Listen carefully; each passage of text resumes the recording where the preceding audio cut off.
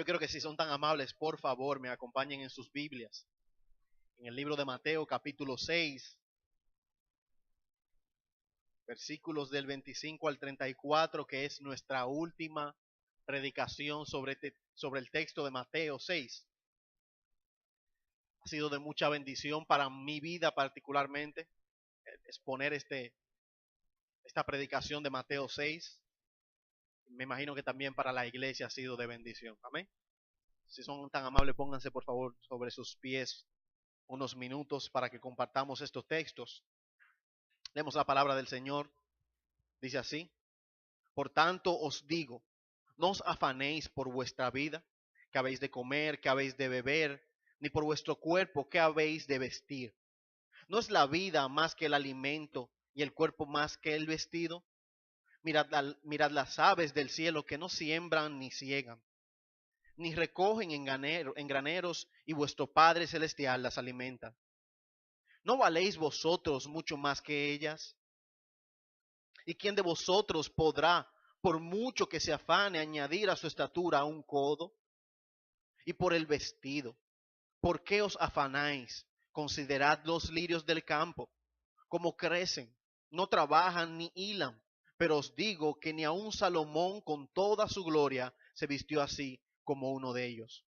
Y si la hierba del campo, que hoy es y mañana es echada en el horno, Dios la viste así, ¿no hará mucho más con vosotros, hombres de poca fe? No os afanéis, pues, diciendo, ¿qué comeremos, o qué beberemos, o qué vestiremos? Porque los gentiles buscan todas estas cosas, pero vuestro Padre Celestial sabe que tenéis necesidad de todas estas cosas. Mas buscad primeramente el reino de Dios y su justicia, y todas estas cosas os serán añadidas. Así que no os afanéis por el día de mañana, porque el día de mañana trae su afán. Basta a cada día su propio mal. Damos gracias al Señor por su palabra y oramos para que su gracia nos ayude a exponerla conforme a su sabiduría, no a la mía, que sea Él tratando con nosotros en esta mañana. Gracias, Dios, en el nombre de Jesús. Amén. Hermanos, siéntense por favor.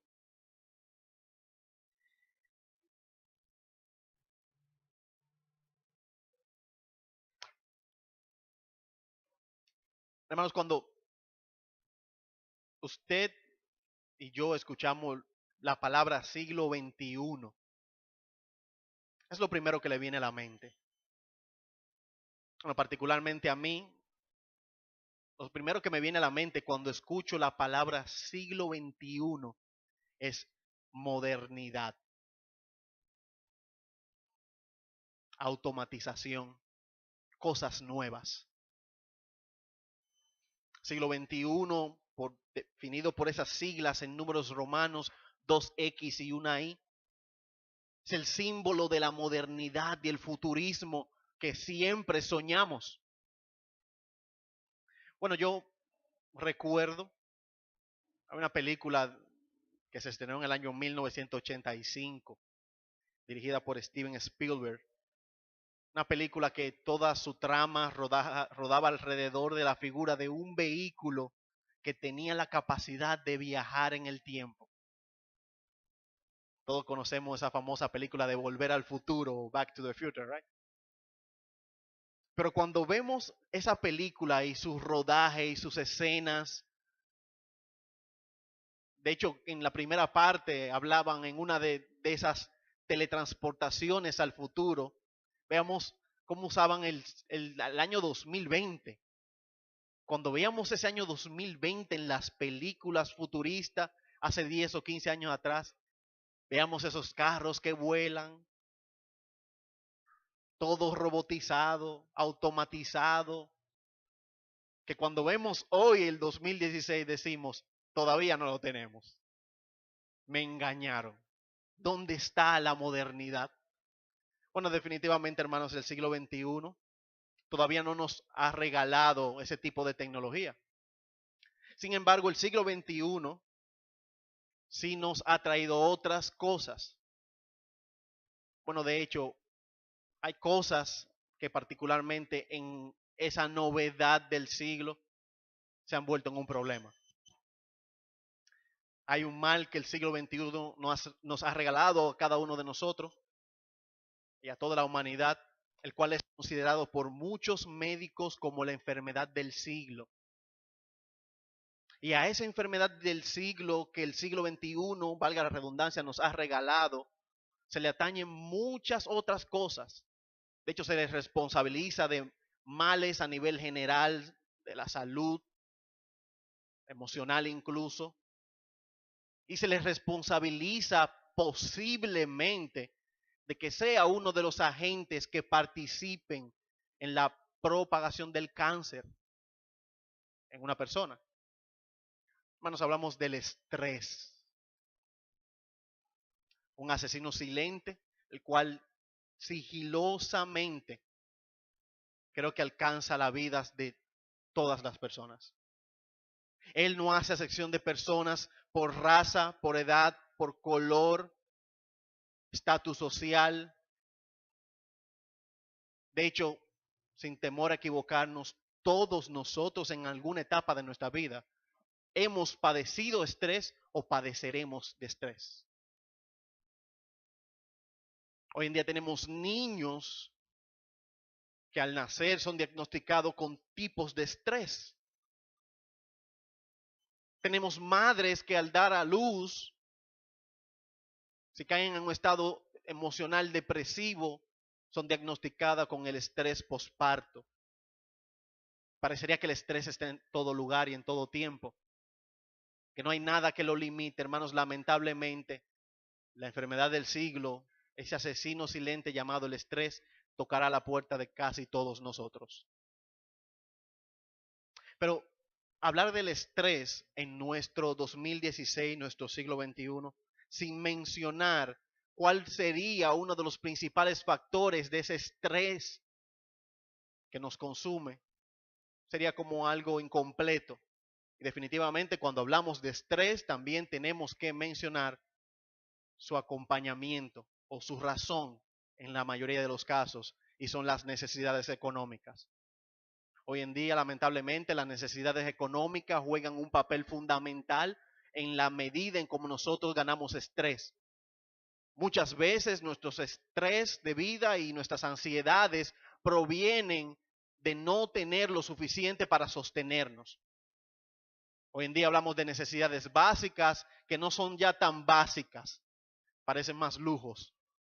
Hoy en día la comida, la salud, la educación, el techo, la vestimenta, parecerían más lujos y vanidades que necesidades básicas. Es por eso que el estrés siempre va a venir acompañado de eso. Sostener una familia de 4 personas ya no se hace igual que antes. Antes, 15, 20 años atrás, las personas tenían la capacidad de con poco sostener una familia. Pero hoy en día, lamentablemente, no es así, hermanos. Usted va a la casa del terror, y conocido como el supermercado, y entra con 1,000 pesos y sale con una funda y media. La media para taparse por si está lloviendo, porque todo lo suyo va en una sola funda. Hermanos, lamentablemente es la realidad que vivimos mucho. Ya las finanzas no son suficientes para sostener nuestros hogares, y no es para menos que el estrés penetre los hogares aún de los creyentes. Sin embargo, hermanos, estamos conscientes de que todo el estrés, la ansiedad y el afán tiene un origen.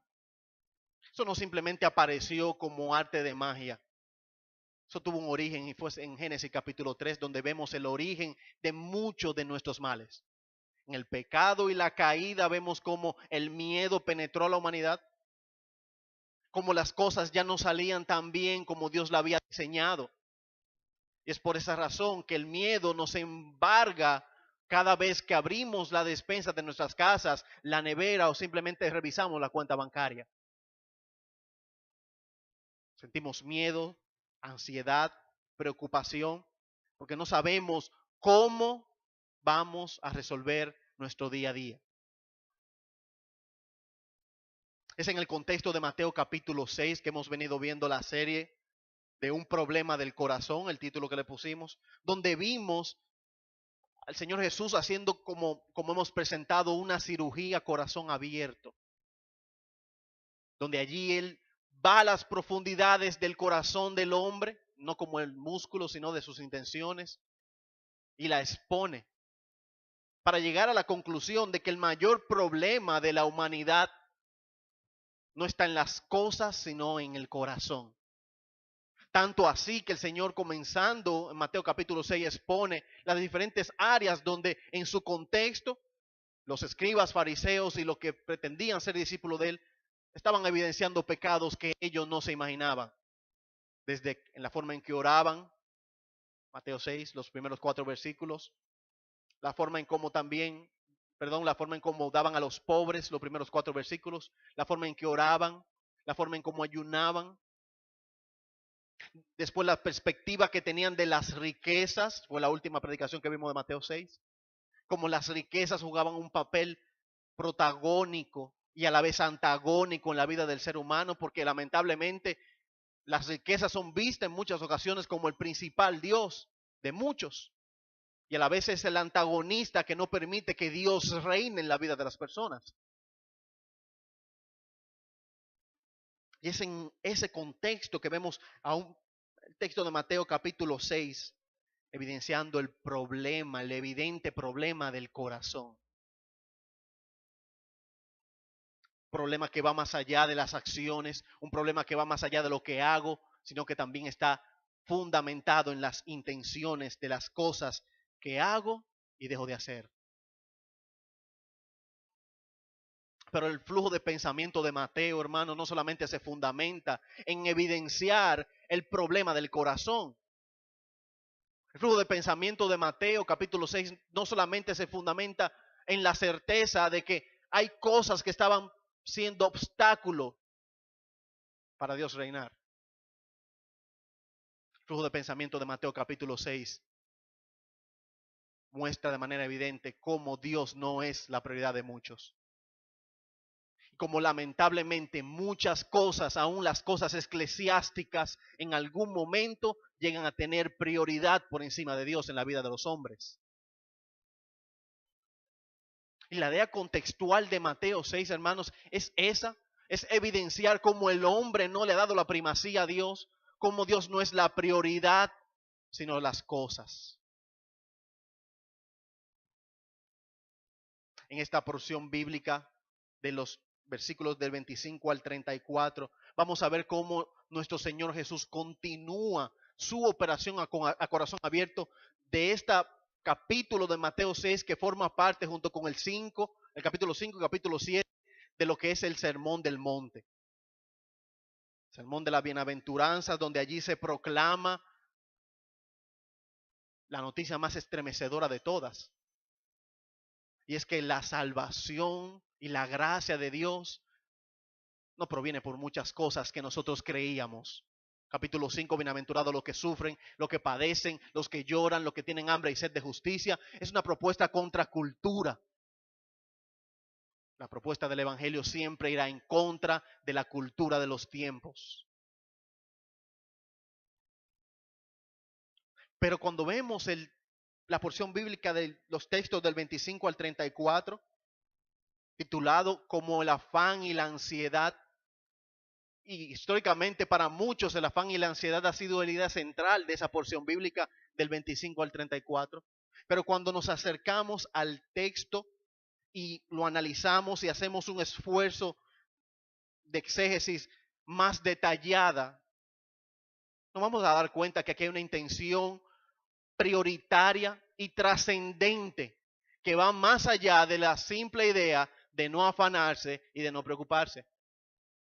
¿Pero por qué, hermanos? Porque el no afanarse y no preocuparse lo puede lograr cualquiera, aún con un curso de autoayuda. Si usted fuera hoy a un instituto de autoayuda o comprara un libro de automotivación, puede llegar al punto donde su estado emocional y su razonamiento se equilibre tanto que logre no afanarse ni preocuparse.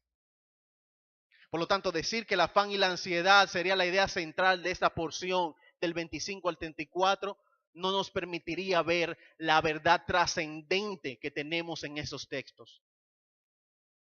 El no afanarse y el no preocuparse serían la parte práctica, pero lo eterno, lo trascendente de este texto se encuentra en la propuesta, de hecho, de la predicación de hoy.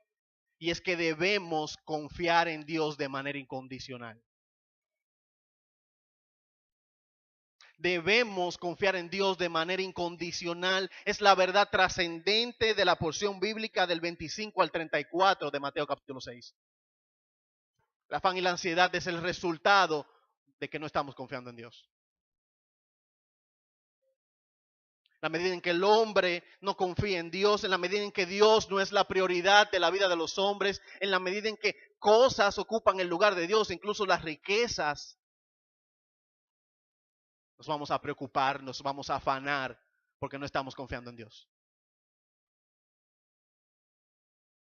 Confiar en Dios de manera incondicional es la propuesta del sermón de esta mañana, que con la ayuda de Dios vamos a llevar a cabo. Y es la idea central de la porción de Mateo capítulo 25 al 34. Y el título que le hemos puesto a este sermón, hermanos, es El reino de Dios, la fe, y haga conmigo así, mire, y las demás cosas. Vamos, haga conmigo así. Y las demás cosas. El reino de Dios, la fe y las demás cosas. Para ello vamos a compartir 3 puntos esenciales, hermanos. El primero de ellos es, debemos confiar en Dios porque valemos mucho para Él. Vamos a los versículos 25 y 26, por favor.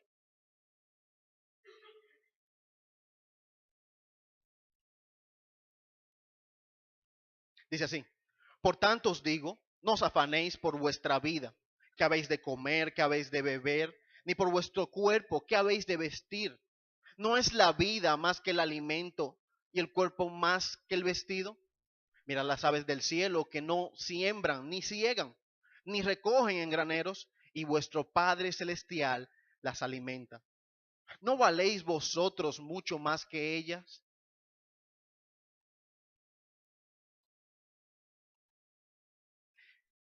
Y parecería que, bueno, el inicio del texto del 25 al 34 vemos un por tanto. Ese por tanto es un conector lógico que nos apunta a algo de importancia que precede a lo que se está diciendo. Ese por tanto nos está diciendo que todo lo que el Señor había dicho en los versículos anteriores del 19 al 24, esto es el fundamento. Esto es lo que completa esa idea expuesta. Recuérdense que los versículos del 19 al 24 hablamos de las riquezas. Hablamos de mirar las riquezas desde una perspectiva inadecuada, teniendo mayor estima de ellas de lo que son. Y es por tanto que entonces viene la propuesta. No nos debemos preocupar.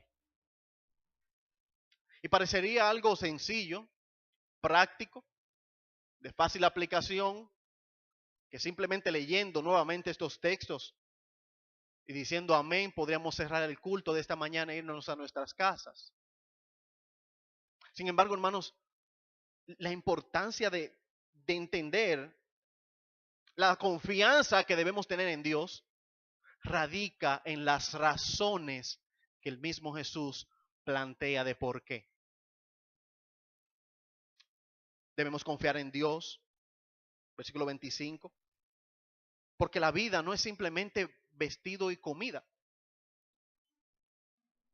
Yo recuerdo escuchar a mi abuelo y a personas de mayor edad que decían, yo como hoy porque yo no sé mañana.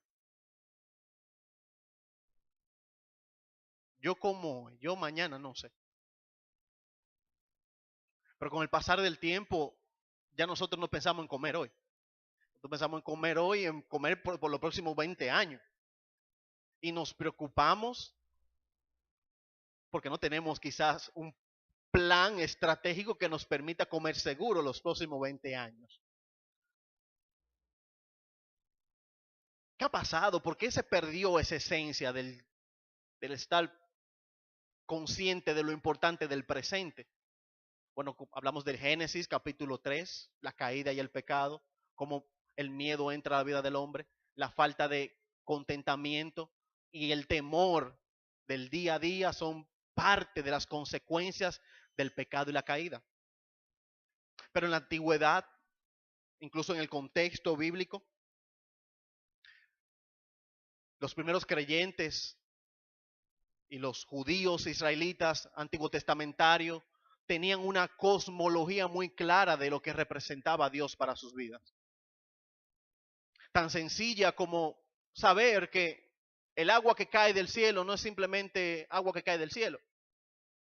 Es un agua que se posa en la tierra, el sol la calienta, se convierte en vapor de agua que sube las nubes se cargan de ese vapor de agua y luego producen lluvias y las lluvias alimentan los riachuelos, los lagos, los mares, ríos, y esos ríos, lagos, riachuelos alimentan los árboles dan fruto, pero para el judío israelita antiguo testamentario, todo eso era igual a que Dios mandó la lluvia. Su cosmología giraba en torno no a negar la certeza de la ciencia y del efecto natural de las cosas, sino que Dios mandó la lluvia. Él mandó la lluvia. Y hoy en día nosotros nos preocupamos mucho por el alimento, nos preocupamos por trabajar duro para poder sostenernos.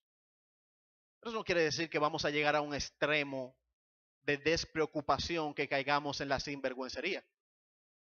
Lamentablemente muchos al ver este texto dicen, es que no se pueden preocupar por nada.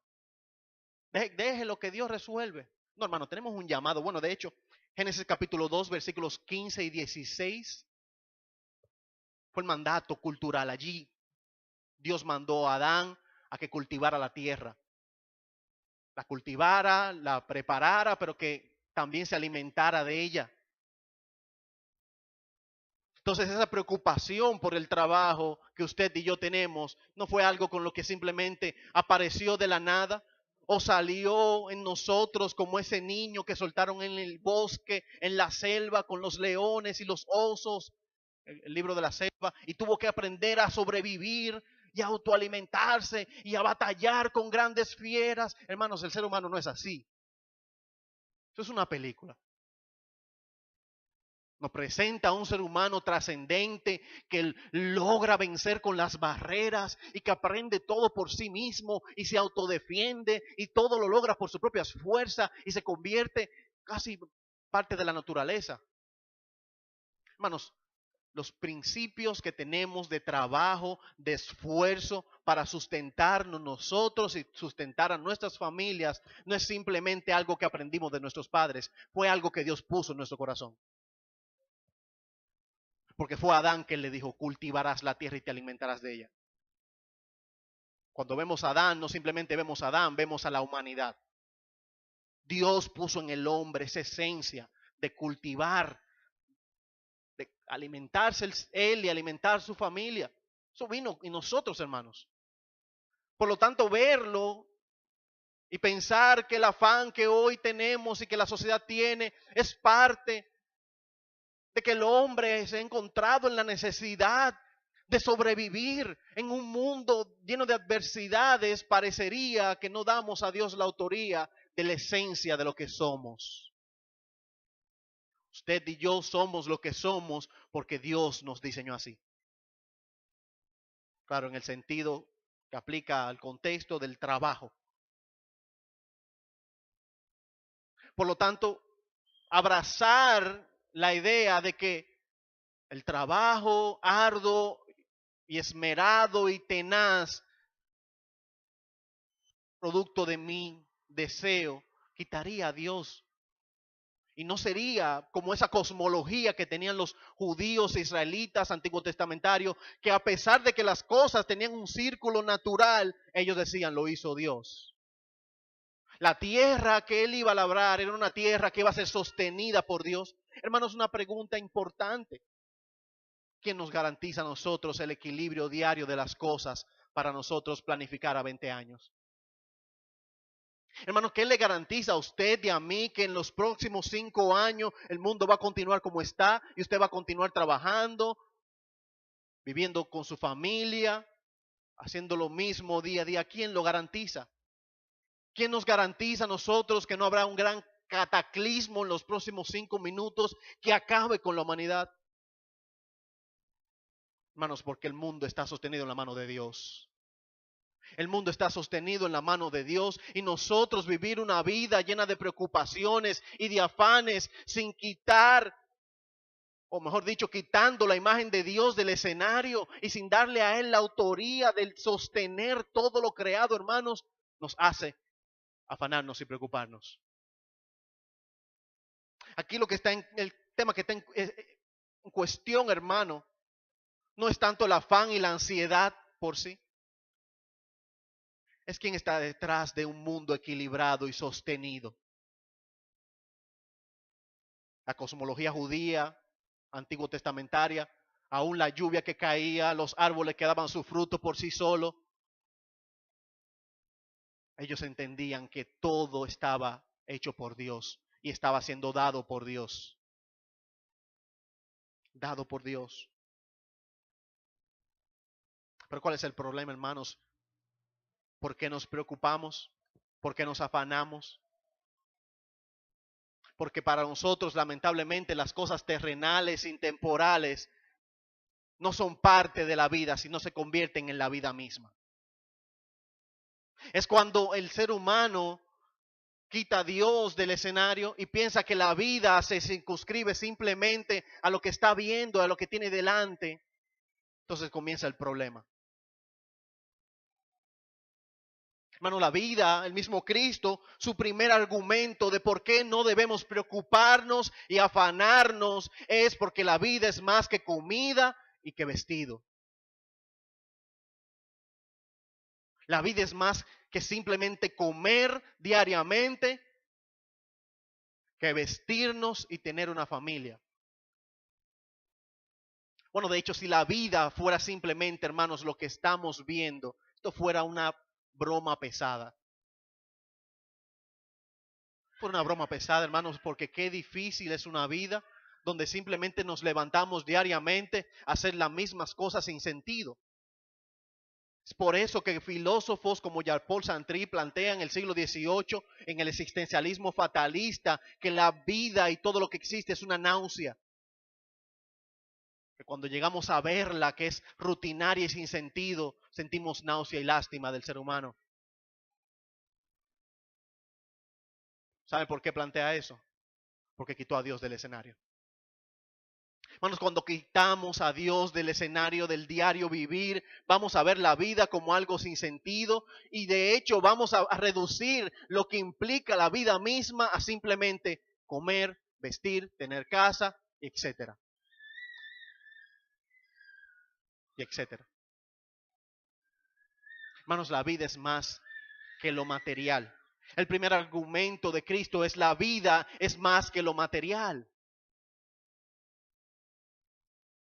Por el ejemplo sencillo, versículo 26, mirad a las aves del cielo que no trabajan, no hacen nada y tienen su sustento diario. Hermanos, parecería de alguna manera que la condición y el estado del hombre es tan deplorable que Dios tiene que comparar para ilustrar y enseñar con algo como las aves. Algo tan sencillo y tan frágil como las aves, que de hecho nosotros nos alimentamos más de ella que de lo que le alimentamos a ella. Te puede contar las veces que usted ha echado maíz a una paloma, pero usted come pollo casi diario.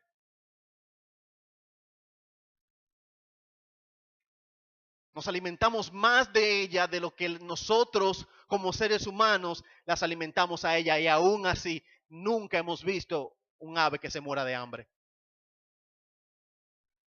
Usted se ha encontrado caminando, mire, 3 palomas, 4, ¿y qué le pasó? Se murieron de hambre. Hermano, porque Dios sostiene toda su creación. Y es la cosmología bíblica del Antiguo Testamento. Era que Dios era el sustentador de todo lo creado. de todo lo creado. Hermanos, estos textos deben pegarnos muy duro. Versículo 27. ¿No sois vosotros mucho más valiosos que las aves? ¿No sois vosotros mucho más valiosos que las aves? Eso es Dios diciendo, yo sostengo a esas aves que ni siquiera ustedes las alimentan.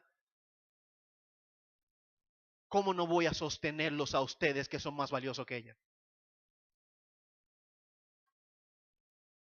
A ese hombre que hemos visto en nuestra doctrina de la creación del hombre, que fue hecho a imagen de Dios. En toda la narrativa bíblica, lo único que fue hecho a imagen de Dios fue el hombre. Y cómo a ese hombre que Dios lo creó a su imagen y que creó un mundo para que se alimente de él, no lo va a sostener si él alimenta a las aves. Hermanos, en nuestro pecado, lamentablemente, en nuestra falta de fe, nos llenamos de ansiedad porque se nos ha olvidado que todo lo creado fue hecho por Dios y que nosotros también somos parte de su creación. Y si aún aquellas cosas que no hacen nada para producir, trabajar y alimentarse son alimentadas por el mismo Dios, Dios no nos alimentará a nosotros. Hermanos, en nuestra falta de fe no vemos que Dios también nos sustentará a nosotros.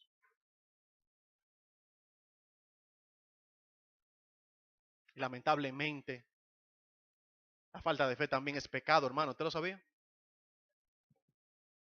Cuando su fe falla y la mía también, estamos pecando delante de Dios.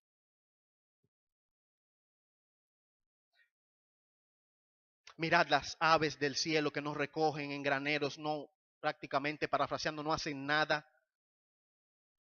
Y yo las alimento. ¿No sois vosotros más valiosos que ella? Hermanos, ¿usted está consciente de lo valioso que es usted para Jesús y para el Dios el Padre?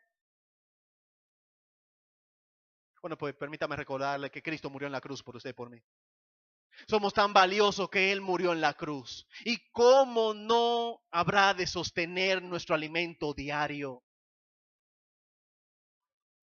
¿Cómo no habrá de proveer lo que necesitamos cada día, hermanos?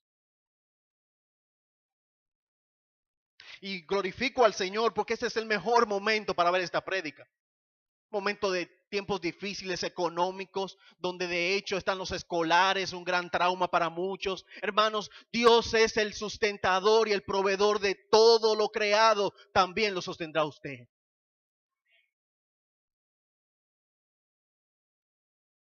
Hermanos, dudar de esto es pecado.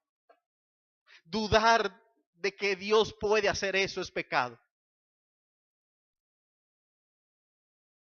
Es por eso que la propuesta de este mensaje, hermanos, es que debemos confiar incondicionalmente en Dios. Primer argumento, porque valemos mucho para Él. Hermanos, usted y yo somos altamente valiosos para Dios. No hay una palabra que pueda describir el valor inconmovible que tiene usted y que tengo yo delante de Dios. Tanto así que diseñó un plan para redimirnos de nuestros pecados, salvarnos de la condenación eterna y del infierno. Y cómo no habrá de proveer para mi sustento diario y el suyo, hermanos. Hermanos, yo no sé por qué situación está pasando usted en estos días. Yo no sé qué lo está quitando el sueño, pero hermano, confíe en Dios. Confíe en Dios porque todavía no hemos visto un ave que se muera de hambre.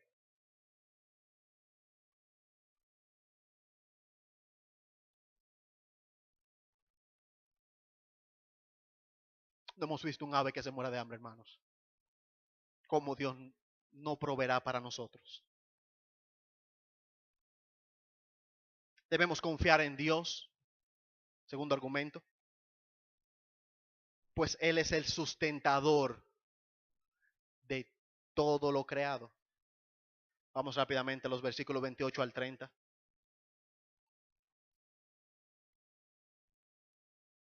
Y por el vestido, ¿por qué os afanáis?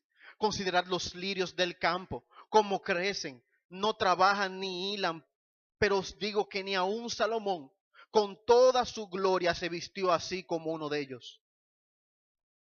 Y si la hierba del campo, que hoy es y mañana es echada al horno, Dios la viste así, no hará mucho más a vosotros, hombres de poca fe.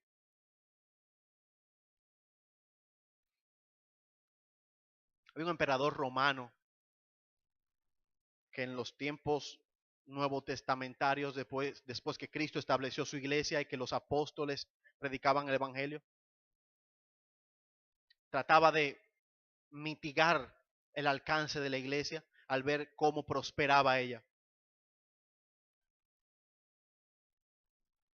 Y uno de sus argumentos a favor de su esfuerzo, pero a la vez algo como de meditación, fue una vez que le dijo a sus gobernantes y a su ejército: debería darnos vergüenza, pues esos judíos que andan estremeciendo al mundo, entre ellos no hay un mendigo. Entre ellos no hay un mendigo. No solamente eso, sino que también alimentan a los nuestros en nombre de su Cristo. ¿Cómo va a ser que los nuestros estén padeciendo de hambre? Debemos aprender eso de ellos. Ese fue su argumento. Y esto, pensamiento que nos lleva a meditar, hermanos, en cómo Dios sostiene todo. Cómo Dios sostiene su creación. Cómo Dios sostiene su iglesia. Hechos capítulo 2. ¿Qué pasaba allí, hermanos? La iglesia prosperaba.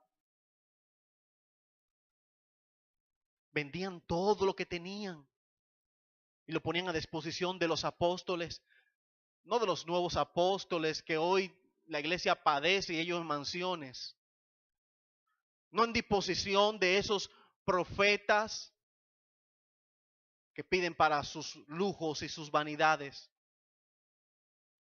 sino que lo daban a todos los pobres de medio de ellos.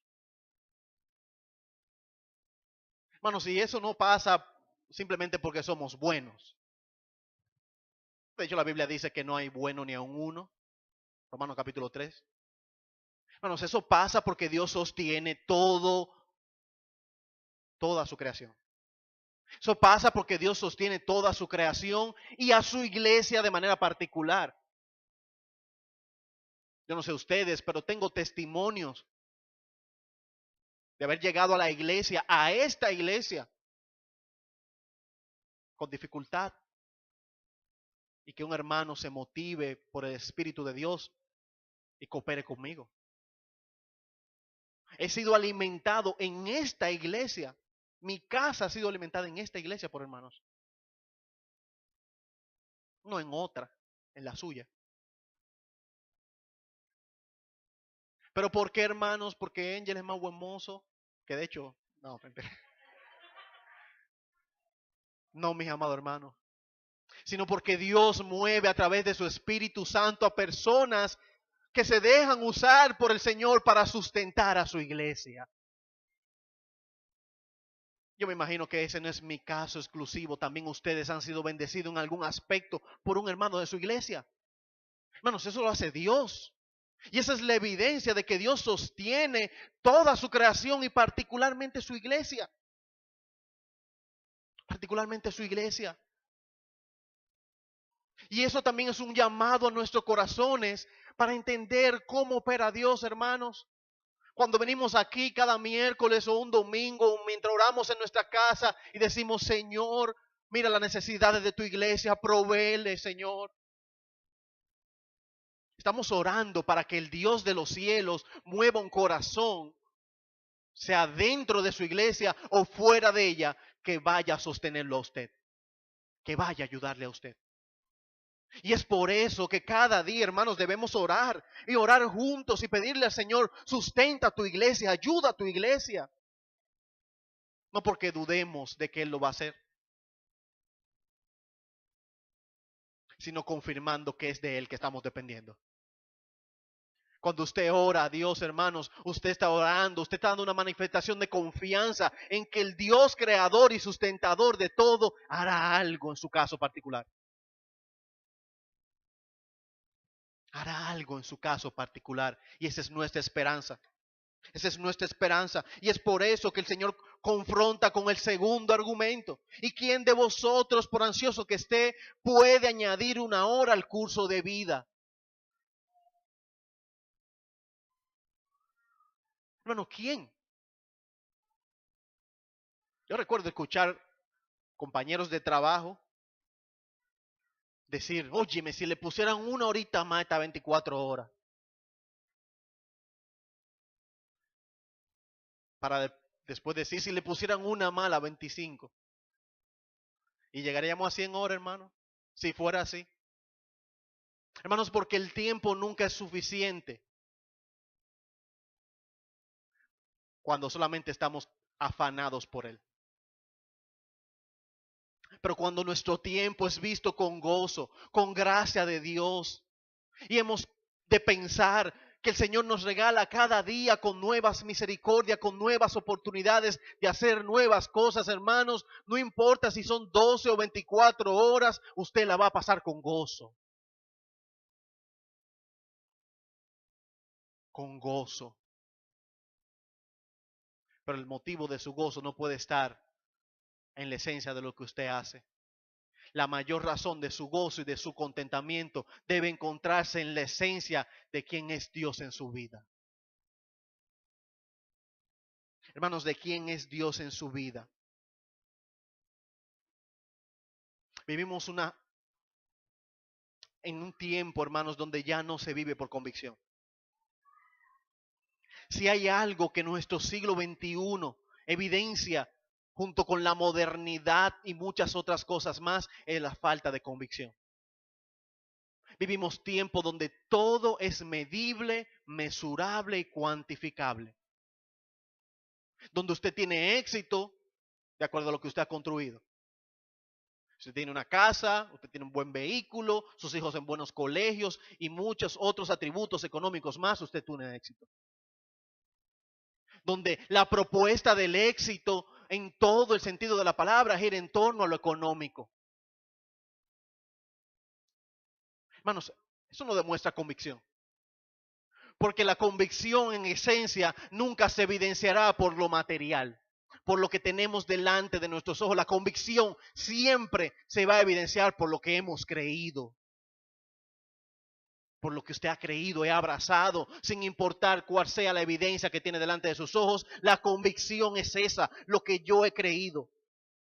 Ya no vivimos por convicción. Vivimos tiempos donde el materialismo nos lleva siempre a ver las cosas en un sentido económico. La depresión, la ansiedad, el afán, el estrés, todo porque no tenemos suficiente, todo porque no hay lo que quiero, todo porque no tenemos lo que anhelamos, hermanos. Pero Dios sustenta su creación y lo sustentará a usted también a pesar de que no sea con lo que quiere. Pero no va a morir de hambre. Usted no va a morir de hambre, hermano. Hermano, ¿usted está consciente de que es Dios su sustentador? Estamos conscientes, hermanos, de que si nosotros comemos es porque Dios ha provisto, sea un empleo, un escenario de donde alimentar nuestros hogares. Hermanos, el evidencialismo, que es lo contrario a la convicción, nos va a llevar, hermanos, a creer que Dios no nos está escuchando. Nos va a llevar a creer de que Dios no nos sustentará cuando abramos la despensa y no veamos comida. Cuando llegue la fecha de pagar el colegio, aún no lo tenemos, hermanos, pero Dios va a proveer. Dios va a proveer, amén. Porque Él sustenta todo, hermano. No algunas cosas. Hay una postura muy parecida al ateísmo, pero un poquito más racional, que se llama el deísmo abierto. El deísmo plantea de que Dios es como este gran relojero que creó un reloj inmenso, le dio cuerda necesaria y lo puso a caminar a su suerte. Y ese deísmo abierto plantea de que el mundo y los seres humanos somos ese gran reloj que Dios creó, que nos dio cuerda y nos puso a caminar a la suerte, sin control alguno. Cuando usted ve los escenarios de dificultades, de repente parecería que el deísmo abierto tiene razón.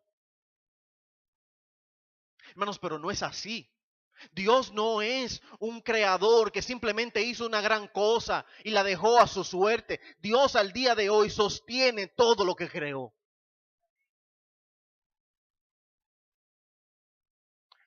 Pero conforme a su sabiduría, claro, no a la mía, ni a la suya. Dios sostiene su creación por completa. La evidencia está en todo lo que funciona sin que el hombre haga nada. ¿Qué hace el hombre para que los mares den el alimento y el sustento a los peces que mañana nos vamos a comer? ¿Qué hizo el hombre para eso? Bueno, esa fue la confrontación de Dios a Job cuando le dijo, ¿y dónde tú estabas cuando yo creé esto? ¿Qué hiciste tú?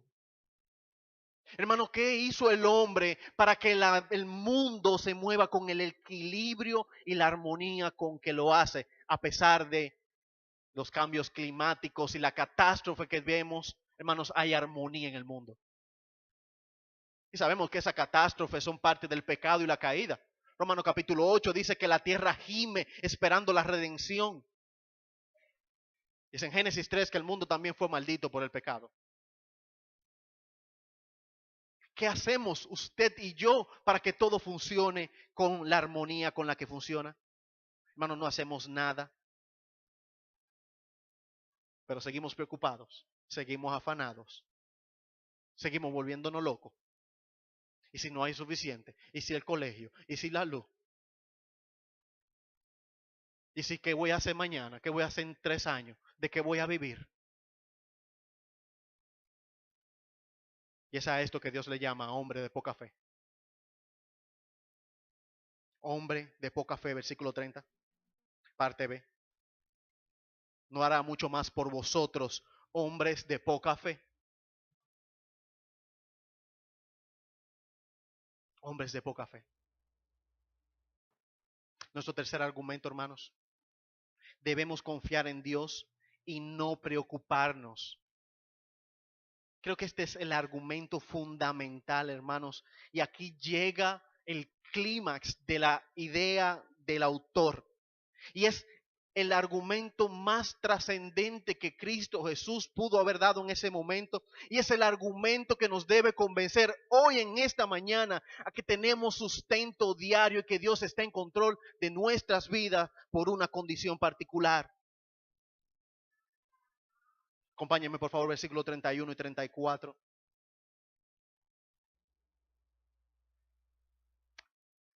No afanéis, pues diciendo, ¿qué comeremos o qué beberemos o qué vestiremos? Porque los gentiles buscan todas estas cosas. Y aquí, hermano, subraye eso en su Biblia. Busque un resaltador, subráyelo. Pero subráyelo en su corazón. ¿Por qué? ¿Por qué no debemos afanarnos y preocuparnos por qué vamos a comer, qué vamos a vestir? Porque vuestro Padre Celestial sabe que tenéis necesidad de todas estas cosas. Hermano, su Padre y el mío. No como un padre terrenal que a pesar de que puede dar buenas cosas a sus hijos, podemos ver en la televisión múltiples historias de niños, como dicen, pobre niños ricos, que tienen tanta cosa económica, tantas vanidades, que no saben qué van a hacer con ella. Y lo único que anhelan y lo único que quieren es pasar tiempo con su padre. Por eso el argumento es tan fuerte, porque no dice como un padre, Dice como el Padre Celestial, el Padre de los cielos, el único y que es diferente a todos y que no falla. Ese tiene conocimiento de todas nuestras necesidades.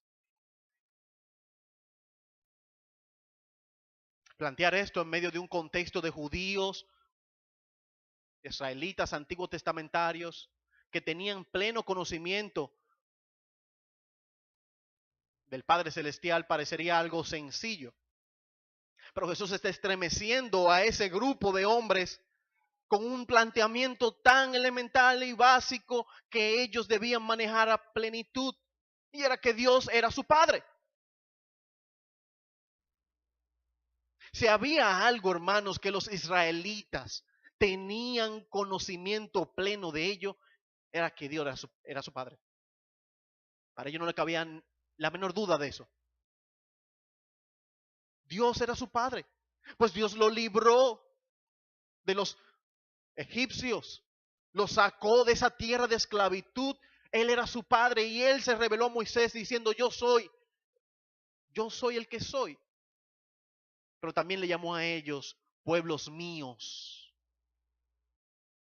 Pueblo mío son.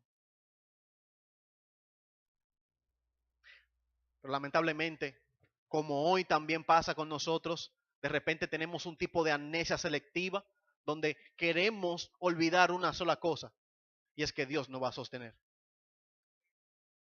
Pero en nuestro pecado, hermanos, lamentablemente estamos tan preocupados y afanados en lo que yo puedo hacer, y tenemos tanto miedo a que algo provenga de una fuente que no sea la mía, porque de hecho no podemos ni siquiera confiar en lo que Dios va a hacer por medio de otros. Es lo que yo puedo hacer.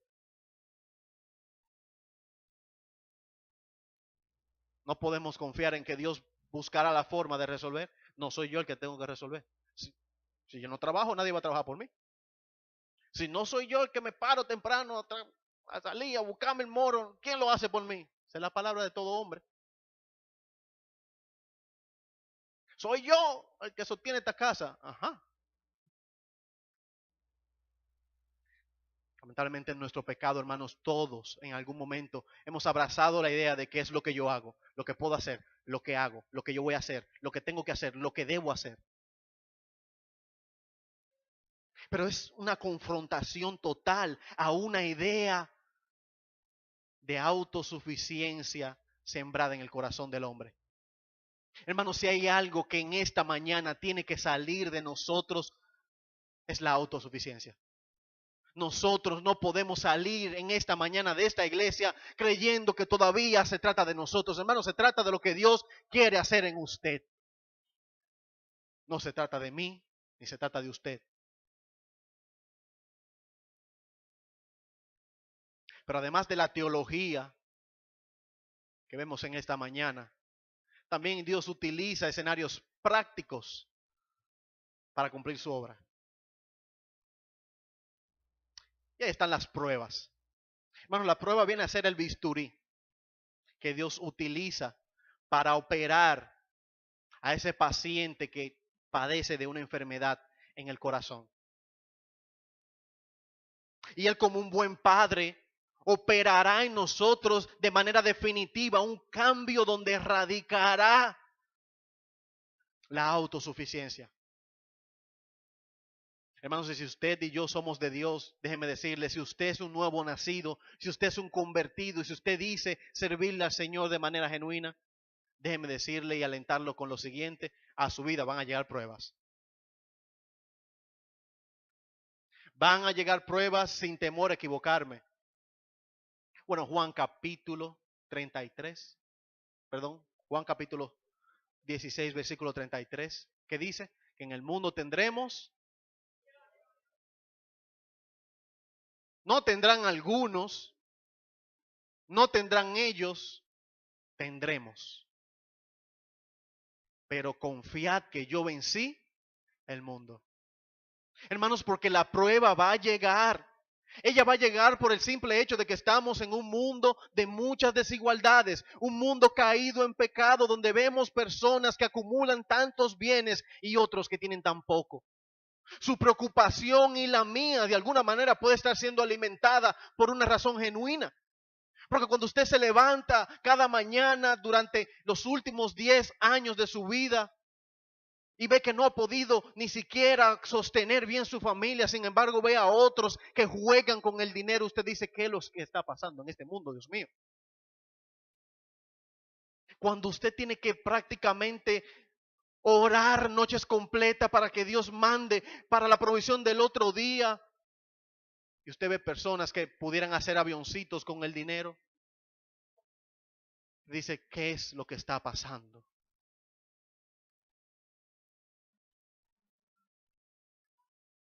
Sin embargo, el Padre Celestial sabe de qué tenemos necesidad. Él sabe de qué tenemos necesidad. Y fíjese algo interesantísimo, que los gentiles, como dice el versículo 32, tienen necesidad de estas cosas y la buscan. Cuando hablamos de gentiles y de manera particular en este contexto, Cristo hace referencia a gentiles no como aquellos que simplemente no conocían el Evangelio, sino a los paganos. Aquellos que eran politeístas y que adoraban a dioses ajenos, eran considerados como gentiles. Y fue también a ese grupo que en su momento Pablo trajo el Evangelio. Pero esos gentiles también tienen necesidad de esas cosas. Si quisiéramos aterrizarlo un poquito en nuestro tiempo, hermanos, el incrédulo que está allá afuera tiene la misma necesidad que usted. Ellos no tienen necesidad diferente. Ellos comen, se visten, tienen necesidad de techo, se enferman. Todo lo que usted y yo tenemos también lo tienen ellos. Pero cuando un incrédulo se acerca a usted y ve que en usted hay algo diferente, y ve que de repente usted tiene una situación económica difícil, está apretada, lo ve quizá que anda en un vehículo que le está cayendo pedazos, ya no suele vestir la misma ropa que antes, ya no suele hablar de las cosas que hacía antes. Se está viendo una evidencia progresiva de un deterioro económico. Pero cuando ese gentil o ese incrédulo ve a un creyente, ¿usted sabe lo que tiene que ver el creyente, el incrédulo? Tiene que ver lo que dice el versículo 32, de que tenemos un Padre que también sabe de qué tenemos necesidades. Y de que nosotros no vamos a estar como quizás ellos pudieran estar reaccionando, saliendo como locos a hacer cuantas cosas no saben para buscar dinero, sino que el creyente tiene que estar tranquilo, confiando de que su Padre sabe cuál es su necesidad.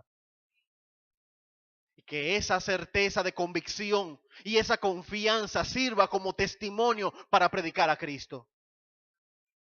Que cuando le pregunten a usted y a mí, pero ¿por qué que tú estás tranquilo? Que yo no entiendo, ¿qué es lo que te pasa? Pero yo me estaría muriendo en tu caso. Nosotros podamos responderle, mi Padre Celestial sabe de qué necesidad tengo.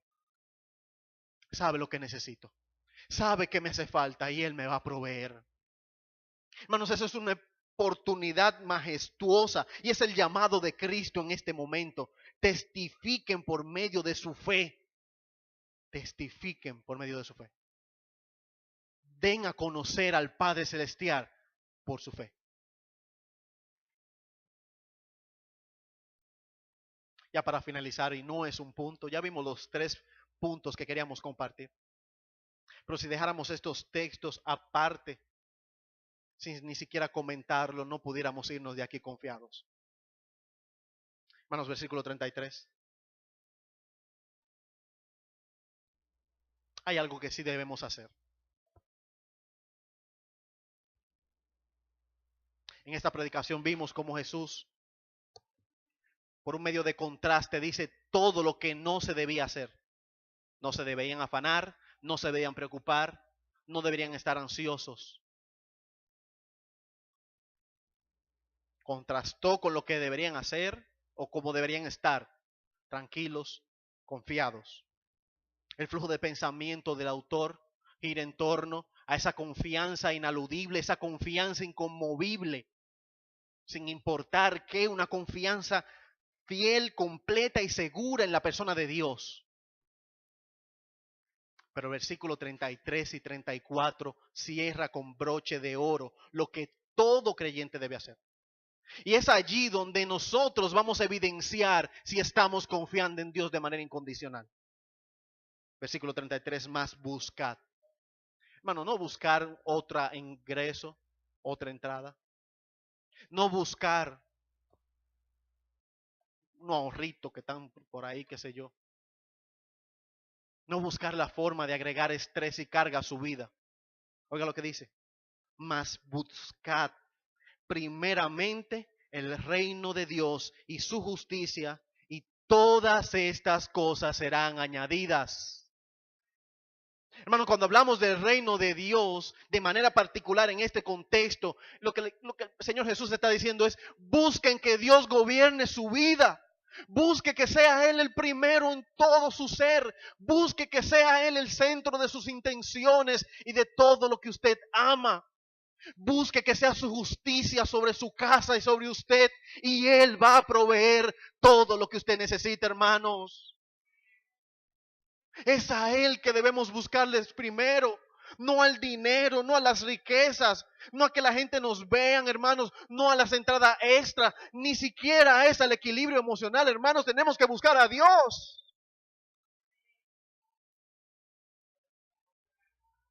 Hermanos, es a Dios que debemos buscar.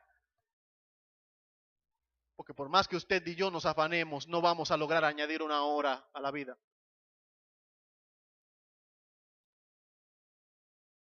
Hermanos, en vez de consumirnos, llenarnos de ansiedad, que al final nos carcome nuestro entero ser, nuestras emociones, nos ponemos irritables, le gritamos a nuestras familias, a nuestra esposa, a nuestros hijos, llegamos estrellando, no queremos ver a nadie. En vez de estar invirtiendo energía en eso, hermanos, invirtamos energía en buscar a Dios, buscarle a Él primero. Buscarle de mañana, buscarle de tarde, buscarle de noche, buscarle a toda hora y clamarle y decirle, Señor, ven, mi Dios, gobierna mi vida. Ven, Señor, controla mi ansiedad, quita mi preocupación y aumentame la fe. Hermanos, si hay algo que usted y yo debemos hacer es buscar a Dios con todo nuestro corazón. Buscarle a Él, hermanos, y dejar. Hay una palabra que aprendí de un pastor amigo, que cuando me la dijo pasaba por un momento difícil en mi vida. Me dijo, deja a Dios ser Dios. Hermanos, dejemos a Dios ser Dios. No quiera ser usted Dios. No quiere usted controlarlo todo. No quiere usted estar súper planificado. Deje a Dios ser Dios. Deje que Él se revele a usted como ese Jehová Jireh.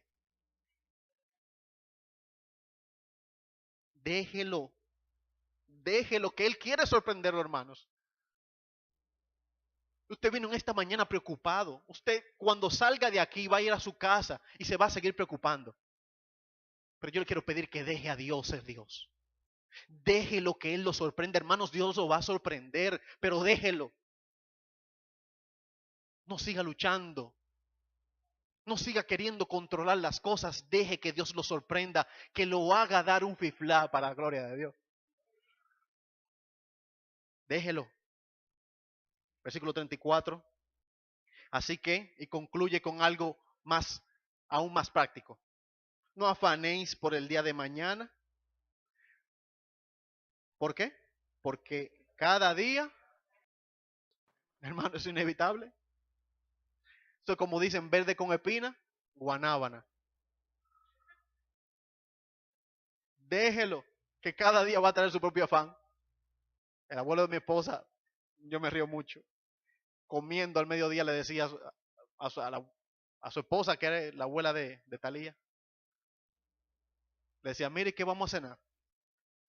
Ella decía, pero cómete la comida, por Dios. Hablamos ahorita de eso. No, para uno saber. Hermanos, dejemos a Dios ser Dios. Dejemos que sea Dios que nos sorprenda, hermano, cada día. Que cuando nos levantemos llenos de ansiedad, de preocupaciones, hermano, nosotros no vamos a hacer nada con eso. Con la ansiedad usted no va al supermercado todavía. Usted puede tener un saco de ansiedad y no le van a vender nada con ella. Pero lo que yo sí sé, que hay algo que es tan pequeño como un grano de mostaza y hace mucho, es la fe. Es la fe. Y con eso sí la podemos amontonar. Hermanos, amontonemos fe. No amontone ansiedad. No amontone, hermanos, preocupación. Amontone fe. Que con eso sí se hace mucho. Con la fe se hace mucho. Pónganse de pie, mi amado hermano.